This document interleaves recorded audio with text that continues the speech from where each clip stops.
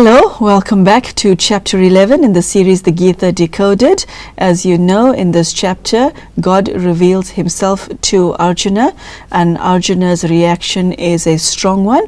We are now at the second part of chapter 11, where we see the interplay between Sanjaya, who reveals what happened, and how the conversation between God and Arjuna ensues. Sister Denise is with us in the studio to share her understanding of this. Thank you for being with us. Very warm welcome to you. Thank you. Sister Denise, I would like to start on verse 35, where we meet Sanjaya again, and he says, Sanjaya spoke, the text reads, having heard this utterance of Krishna, Arjuna with joined palms trembling, prostrating himself, terrified, and bowing down, thus spoke in a choked voice to Krishna. We meet Arjuna in verse 35, humbled in awe and overcome with what he experienced about God. He never knew that this is what God is. He never knew. And there are many, Sister Denise, who would like to see God as he is, the way he is, and yet don't. How does Arjuna reach that stage where God trusts Arjuna in such a way that he reveals his full identity to him? Terrifying though it was, it's not an experience that Arjuna wishes he never had, because he asked for it and he got it. He wasn't harmed by it, but he was still terrified. You know, God knows who everyone is, so he knows what Arjuna can take, and he knows that other people can't take. You see, God has within himself the sanskaras of knowledge. That means the sanskaras, he knows all the scenes of the beginning, continuation, and end of the world. So when he reveals himself, he's revealing what he knows. And so it's not that he is what he knows. What he knows is what he knows. And Arjuna has to see what God knows. And in a sense, what he knows makes him what he is. God is the only being who can endure on an eternal level, knowing all these things consciously forever. And that's what makes him non-human, or that's part of what makes him non-human. So for Arjun to see what there is in a non-human is scary beyond imagination. But at the same time, it's doable, you see. So God pulls him onto God's own level for a glimpse, and then sets him back down. And of course, he's trembling and what happened here, you know. Yeah. But he survives it, yeah. Yeah. Sister Denise, from verse 36 to verse 46, Arjuna's response to seeing God is set out. And he says in verse 44, therefore bowing down, prostrating my body, I ask forgiveness of you, O Lord, as is a father to a son, a friend to a friend, a lover to a beloved. Please, O God, be merciful. Having seen that which has never been seen before, I am delighted, verse 45, and yet my mind trembles with fear. Show me that form, O God, in which you originally appeared. Have mercy, Lord of gods, dwelling of the universe. Yes. I desire to see you wearing a crown, armed with a club, discus in hand as before. Become that four-armed form, O thousand-armed one, you who have all forms. Now we find Arjuna asking God, please revert to your gentlest form. Well, not exactly. This is the Vishnu. The club is not particularly gentle. No. The discus is a weapon. He's wanting to see Vishnu. So the universal form, when you see in the path of bhakti, when people show God in the universal form, they show Vishnu, or they show this combination of all the people, all the castes, all the elements of matter. both of them, is the universal form according to the depictions. So here is Arjuna, who has seen the destruction of the world and is saying, now show me yourself as Vishnu. Vishnu means the sustainer. So you've got again a reference to the Trimurti, the Trinity, Brahma, Vishnu, Shankar. So he says, no, let's go back to Vishnu, but that's still more awesome than simply Krishna. Yeah. Okay. And so we hear what the response is in verse 47. The Blessed Lord spoke, "By my grace toward you, Arjuna, the supreme form has been manifested through my own power. This form of mine, made up of splendor, universal, infinite, primal, which has never been seen by other than you." God trusts Arjuna a great deal, doesn't he? Well, I don't know about that. I would say he knows who he is, and he knows that he is the one and only human being who is of that caliber. That means this is the highest among humans. So you have God and the highest among humans who are able to really be really close to each other. So in that sense, Arjuna is the first creation, which you can also consider to be Adi Dev. You know, when we look at a comparison with what we learn in Brahma Kumaris, we also see that Prajapita Brahma is considered to be, Arjuna is considered to be the highest among all human souls, and able to experience God, see the vision, understand everything, and become the instrument for creation, hence the name Brahma, but who has to also take that form of the sustainer, because God himself, which is also mentioned, becomes the witness, becomes the detached observer, reverts to his place in the world of nirvana while the creation plays out. So the sustenance of the creation has to be done by Vishnu, which is the combined form of Brahma Saraswati, who become then Radha Krishna, Lakshmi, Narayan, which is all of which is Vishnu, you see. And here what happens is people mix up the highest human and God. And you have something a little bit similar in Christianity, where the Christ in some cases is considered to be God, in some cases is the Son of God, and so there is this ambivalence about the identity, you see, and in the same way the ambivalence between Vishnu, human form, and then incorporeal God. So this is something that is really, in a way you can say, out of range of humans, and only God can describe these things, and he will only do it at the time of the Gita episode, which means at the time of the Great World War, which means at the time of the end of the Kali Yuga, whereupon the world as we know it collapses totally and then is regenerated, you see. And this is something difficult for people to consider. But scientists have said, you know, according to the conventional science, that there have been 6 mass extinctions according to their records of the paleontology, the geological record. So there is something to say that every so often the whole thing collapses and starts off again. But nobody knows exactly the details. So in the Gita you've got some clues. In the geological record you have some clues, you have myths all over the world, and what we need to do now is try and piece it all together.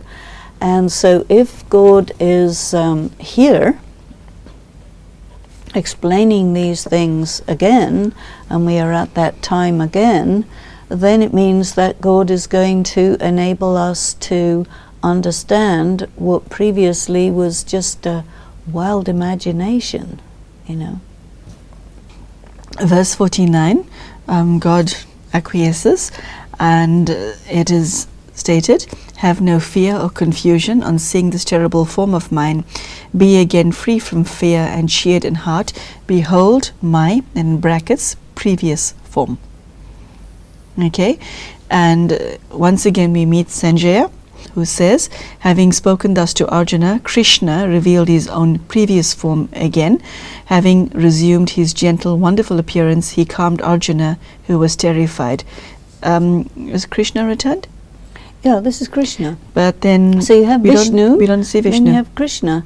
But you had Vishnu earlier, you see. And this is the thing. It is known that Krishna and Vishnu is one and the same. It is known that Lakshmi and Narayan is also Vishnu.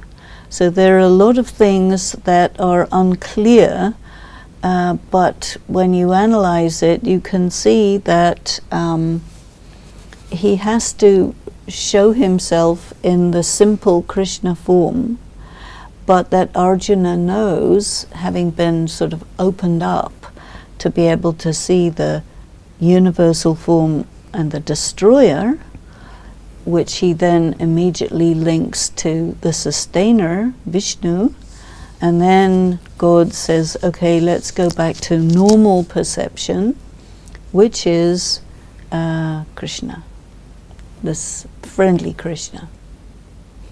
In the remaining verses of chapter 11, God acknowledges to Arjuna that it is difficult to see him, to see God.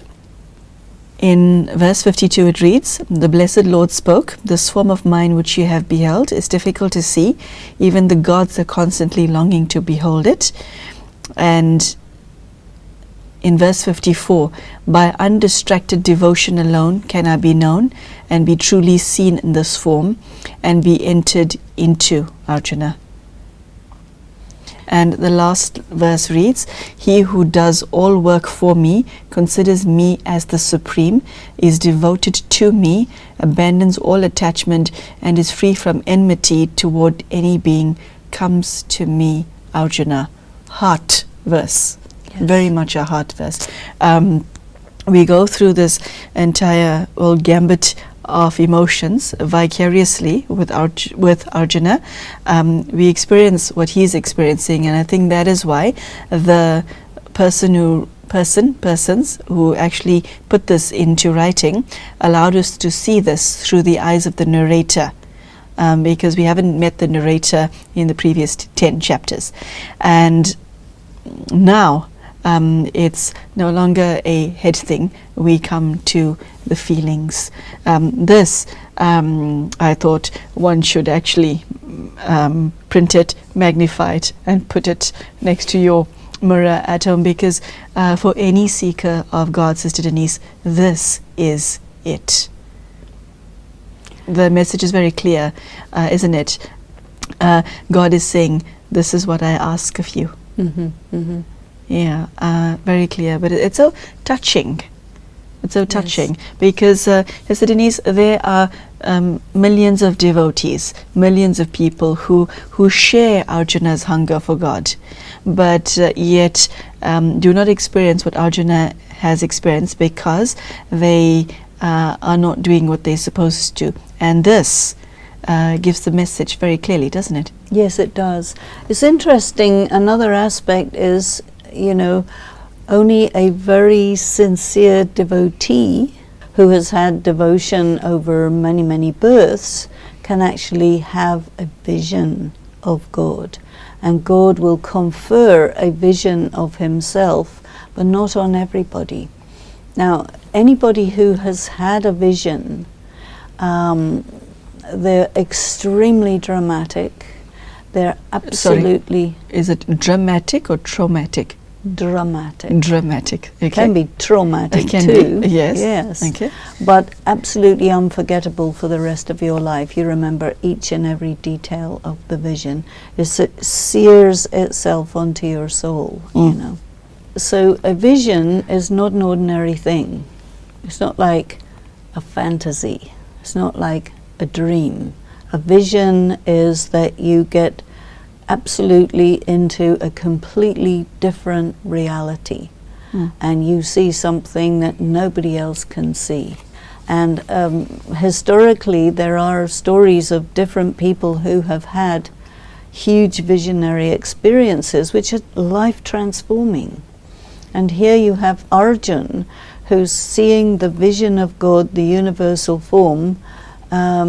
This changes everything for Arjuna, you see, and it makes it possible for him to do something which was absolutely impossible until he sees that vision. So he's a different person after that vision. And of course God comes and quietens him and calms him, and okay, now, you know, let's get back to normal reality. This was a vision, but did you get it? Did you understand it? You see, it's like that. So Denise, I'd like to ask you to tell us again the importance of the divine eye in all of this, because it's fascinating to me that the divine eye was opened and Arjuna was able to experience all of this. You see, there's this word Divya Buddhi, Yes. and Divya Drishti. Yes. So it's translated as the divine eye, but it also means vision, you see. So God can give you a vision. Now, opening the third eye is to enable you to see that which is invisible. That's different. So God will give you both divine vision and open up your third eye, but he will not give it to many. You know, here is only Arjuna. You're the one and only person who I'm going to allow to see me in this way. So you are special among humans, you see, the number one human soul. So one thing is to appreciate God, the number zero soul, who is non-human, and then out of all the human beings, who is the best one? Who is the one closest to God? Arjuna, who is then transformed into Vishnu. Sure. Wow.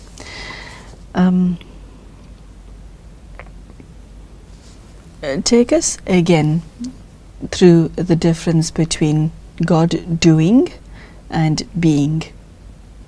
It's all a question of this concept that what is contained in a human being is their role.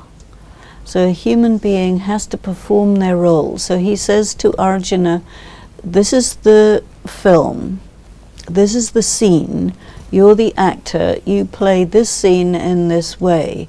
But even if you don't, anyway the scene is there, because that's the scene. And I know, but I'm the creator, I'm the director. So this is the scene, and the scene is you have to kill. And anyway, they're already dead. So all you have to do is be the instrument and play your role. Now God, you open up the sanskaras of God. It's not about action that he will have to do one action after another chronologically like a human soul has to do. You open up the sanskaras of God and you see the totality of the history of the world is contained within him. So he knows it. And by knowing it, it is caused to happen. So each of us are the actors. We perform whatever our allotted role is. So there's this aspect of destiny. And God is the knower of destiny. Sometimes he is called as the provider of destiny. He will say, this is your role, this is your role, this is your role. But it's all already destined. It's already happened. And every so often it happens again because everything is cyclical. So the thing that we are being shown is that how God is not a human soul, but what kind of a soul is he? And that is a soul who has the sanskaras of the entire story of creation. So he knows himself, and he knows the creation, and this is good. And the creation ends up in the destruction, and then it starts again. Is there any final thoughts that you would like to leave viewers with in this episode? We're not done with chapter 11 yet. We do not have time today to do the synopsis. We'll take it up in the next episode. But would you like to leave viewers with any last thoughts before we say goodbye to an audience that is sitting rapt in tension? I think I would just say that, God is generally considered as incomprehensible, indefinable, impossible to know. And that is also very true. A human being cannot figure out God. But here in the Gita, God is saying, this is me, this is how I am, this is who I am. I'm showing myself to you, but it still requires a lot of interpretation. You see, and interesting that it is Sanjay who describes it to the king Drutarashtra, who is, Sanjay has the gift of clairvoyance. So not only can he see what's happening remotely, but he can also see the vision that Arjuna is seeing, which is quite interesting. Yeah, okay. Wow, this has been quite a chapter, hasn't it, Sister Denise? I think from all the chapters that we've gone through so far, it reveals the most about God. Everything else was words, but this was more experiential. Why would you say that is? Well, going to a lecture on heaven and going to heaven is the same difference. When you actually experience God and when you hear about God, it's a very different thing. Yeah. There's nothing better than direct experience. Yeah. Okay, there you have it. We expected to cover more today, but I'm kind of glad we didn't, because Sister Denise has shared what the second part of chapter 11 means, the text, the metaphors, the allegorical context in which it was written. And I think, like me, many of you would have experienced what Arjuna experienced when he saw God. We felt his fear, we felt his awe, we felt his wonder at seeing what God is and who God is. And I ask that you hold that experience with you. I was particularly taken by what is contained in verse 55, and I'd like to read it again because I think it encapsulates the entire message of the Bhagavad Gita. He who does all work for me, considers me as the supreme, is devoted to me, abandons all attachment, and is free from enmity toward any being, comes to me, Arjuna. From the time I've taken up studying this text, I sense that the reason that you're watching and the reason that we're sitting here is because there's a bit of Arjuna in us, and that is why we're attracted to God as Arjuna is. So I hope that the message contained in chapter 11 sits deep with you. I hope that you are able to carry it to your friends and family, and I hope that you are able to find that this episode enriches your life as it has enriched mine. Thank you so much for joining us, and I do hope to see you soon. Thank you and goodbye.